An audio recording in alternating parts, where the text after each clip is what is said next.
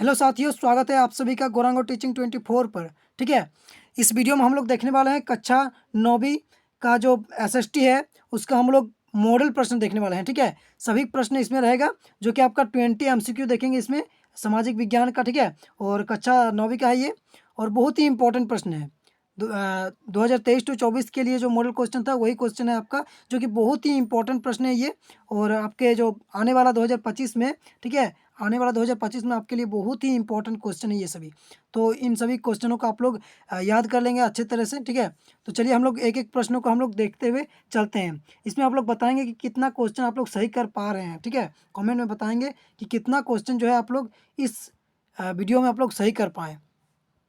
ठीक है, तो सबसे पहला क्वेश्चन हम लोग देखेंगे। इससे पहले हम थोड़ा सा कर लेते हैं इधर। हाँ, चलिए सबसे पहला क्वेश्चन देखते हैं। जो जल भाग तीन ओर से स्थल भाग से घिरा हो उसे क्या कहते हैं? ठीक है, उसे क्या कहते हैं? तो आप लोग बताइए कि क्या कहते हैं उसे। तो इसका सही उत्तर हो जाएगा, उसको क्या कहा जाता है? खाड़ी कहा जाता है। ठीक है, ऑप्शन बी आपका जो है राइट हो जाएगा, खाड़ी कहा जाता है। ठीक है, जो जल भाग तीन ओर से स्थल भाग से घिरा हो उसे खाड़ी कहा जाता है।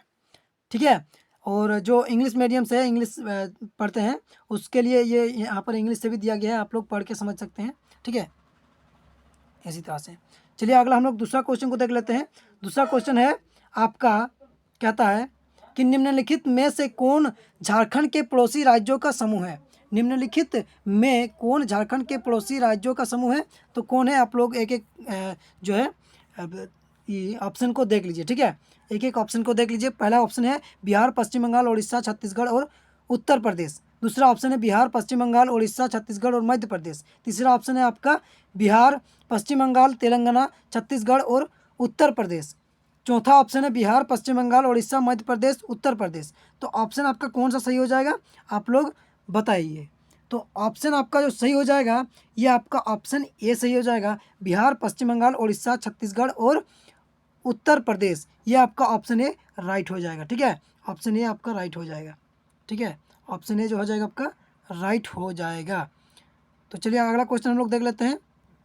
अगला क्वेश्चन जो है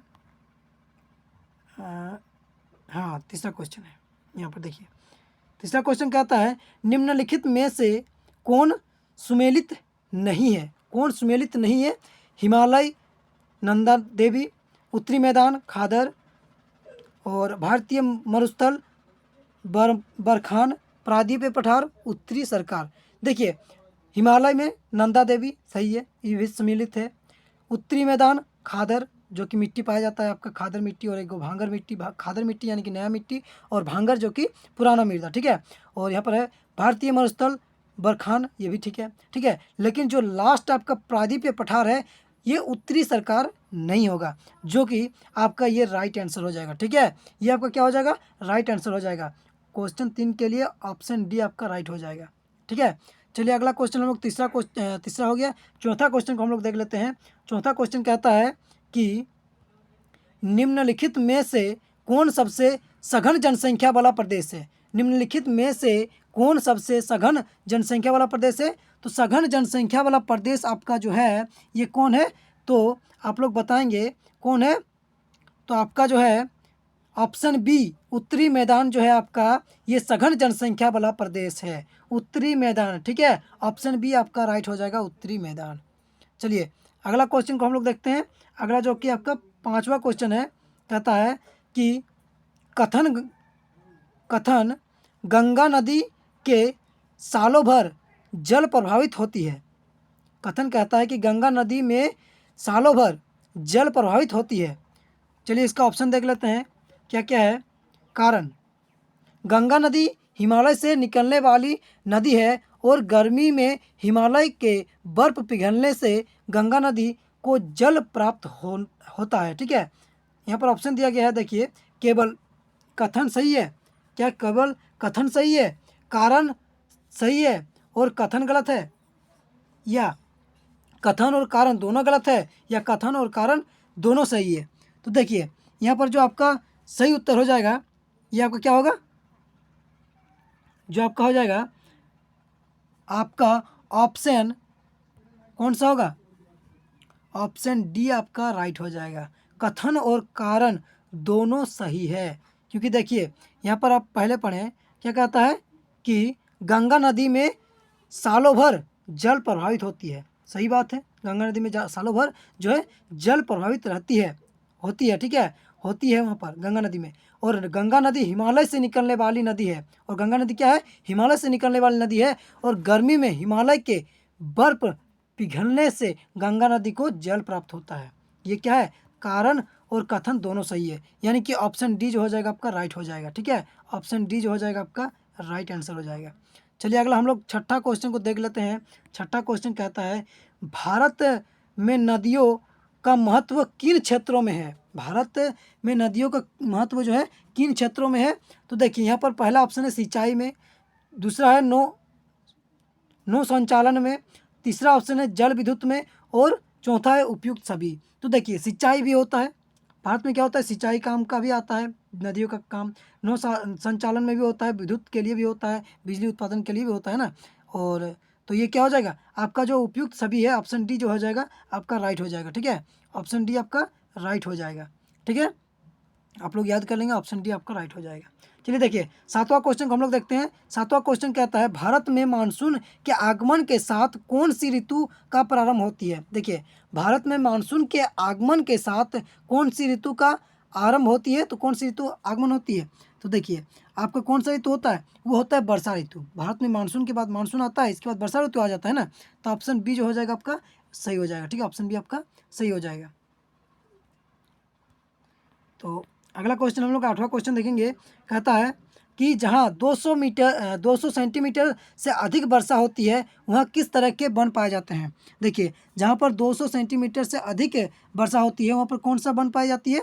तो वहाँ पर जो वन पाया जाता है आपका, वो कौन सा वन पाई जाती है, तो वो आपका जो पाया जाता है वो आपका उष्णकटिबंधीय पतझड़ वन पाया जाता है, ठीक है, उष्णकटिबंधीय पतझड़ वन जो कि आपका पाया जाता है, ठीक है, ऑप्शन बी आपका राइट हो जाएगा, ठीक है, ऑप्शन बी आपका राइट हो जाएगा। चलिए अगला क्वेश्चन को हम लोग देख लेते हैं।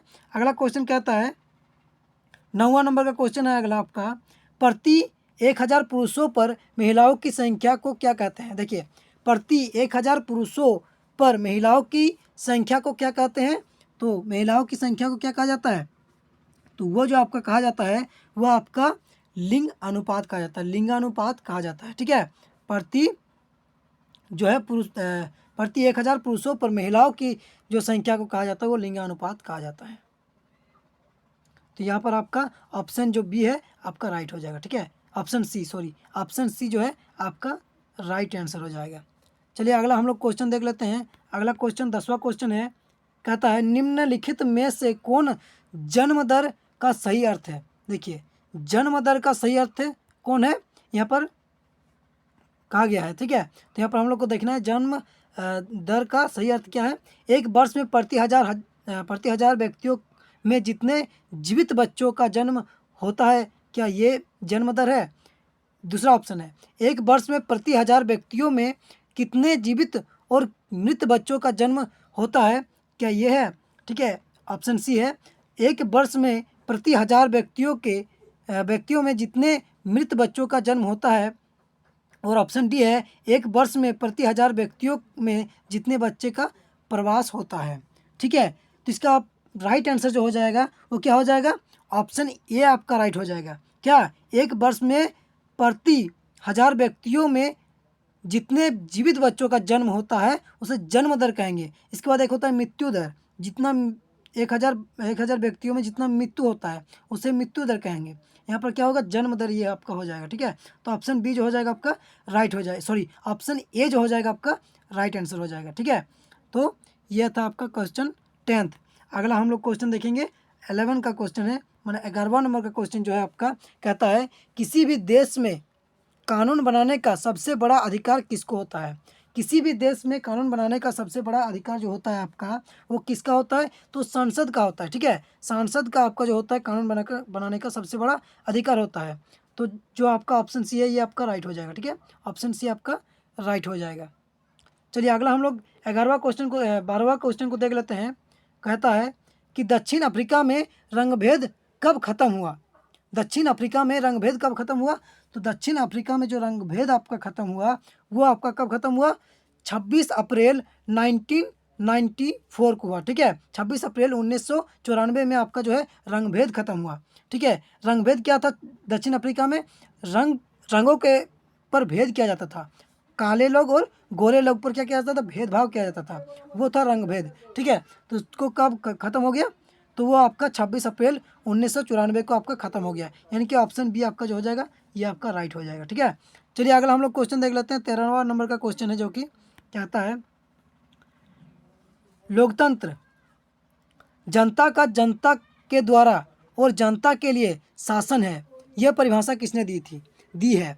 ठीक है, देखिए लोकतंत्र जनता का जनता के द्वारा और जनता के लिए शासन है, ये जो कथन कहा था, ये जो परिभाषा दिया था, ये किसने दिया था? तो अब्राहम लिंकन ने दिया था। ठीक है दोस्तों, ऑप्शन ए आपका राइट हो जाएगा, अब्राहम लिंकन ने दिया था, ये जो शब्द है आपका ये कहा था। चलिए अगला आपका 14वां नंबर का क्वेश्चन देख लेते हैं। कहता है संविधान सभा की पहली बैठक कब हुई थी? संविधान सभा की पहली बैठक आपका कब हुआ था? तो संविधान सभा का पहली बैठक जो हुआ था दिसंबर 1946 को हुआ था। ठीक है, ऑप्शन ए जो हो जाएगा आपका राइट हो जाएगा, दिसंबर 1946 का आपका हुआ था संविधान सभा का पहली बैठक। ठीक है, चलिए अगला क्वेश्चन देख लेते हैं। अगला क्वेश्चन जो है आपका लोकसभा चुनाव के लिए भारत को कितने निर्वाचन क्षेत्रों में बांटा गया है? लोकसभा चुनाव के लिए भारत को कितने निर्वाचन क्षेत्रों में बांटा गया है? तो कितना निर्वाचन क्षेत्रों में बांटा गया है? तो ये आपका जो है 543। ठीक है, 543 निर्वाचन क्षेत्रों में बांटा गया है। ऑप्शन बी जो हो जाएगा आपका राइट हो जाएगा, ऑप्शन बी आपका राइट हो जाएगा। ठीक है, ऑप्शन बी आपका राइट हो जाएगा। चलिए अगला क्वेश्चन हम लोग देखते हैं। 16वां नंबर का क्वेश्चन देखते हैं। कहता है हमारा संविधान हमें कितने मौलिक अधिकार प्रदान करता है? हमारा जो संविधान है यह हमें कितने मौलिक अधिकार प्रदान करता है? तो यह कितना प्रदान करता है?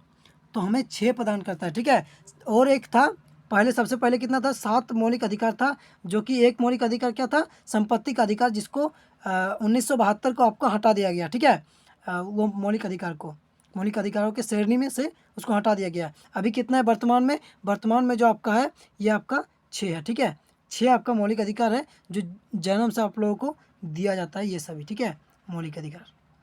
चलिए तो आपका ऑप्शन जो है बी आपका राइट हो जाएगा। ठीक है, ऑप्शन बी आपका राइट हो जाएगा। चलिए अगला क्वेश्चन हम लोग देखेंगे। अगला क्वेश्चन है आपका 17वां नंबर का। ठीक है, क्या कहता है कि निम्नलिखित में कौन राजनीतिक कार्यपालिका का हिस्सा होता है? निम्नलिखित में कौन राजनीतिक कार्यपालिका का हिस्सा होता है? तो कौन होता है, बताइए कौन होता है?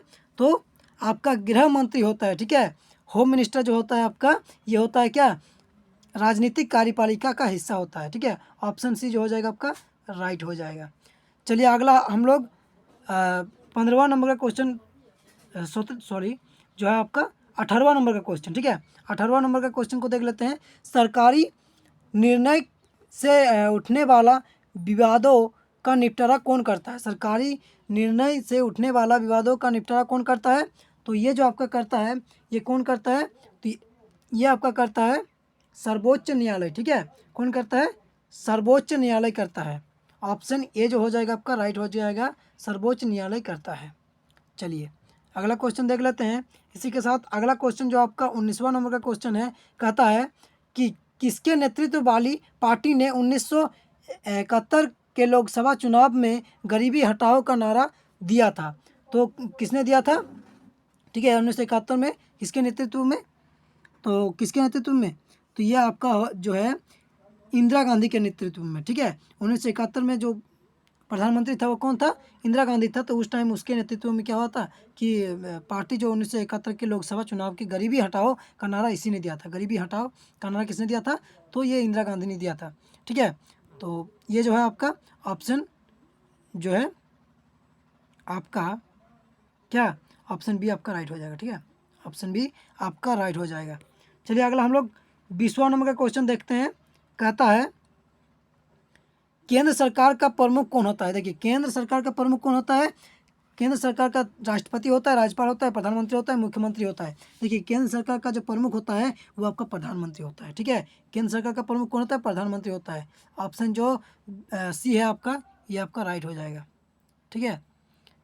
यही था आपका मोस्ट 20 इम्पोर्टेंट क्वेश्चन, जो कि बहुत ही इम्पोर्टेंट आपके फाइनल एग्ज़ाम और वीकली टेस्ट दोनों के लिए बहुत ही इम्पोर्टेंट है, ठीक है। तो वीडियो अच्छा लगा हो तो लाइक कीजिए वीडियो को, और अभी तक हमारे चैनल को सब्सक्राइब नहीं किए हैं तो सब्सक्राइब कर ले, क्योंकि इसी तरह के वीडियो आपको मिलते रहेंगे और बहुत ही इंपॉर्टेंट क्वेश्चन इस वीडियो में हम लोग इस चैनल में आपको दिखाएंगे, ठीक है। और चैनल का नोटिफिकेशन ऑन कर लेंगे, क्योंकि जब भी वीडियो अपलोड करें तो आप तक पहुँचने में देर न लगे, ठीक है। और सभी साथियों में इस वीडियो को शेयर कर दीजिए ताकि सभी को ये लाभ मिल पाए, ठीक है। चलिए मिलते हैं अगले वीडियो में, तब तक के लिए बाय।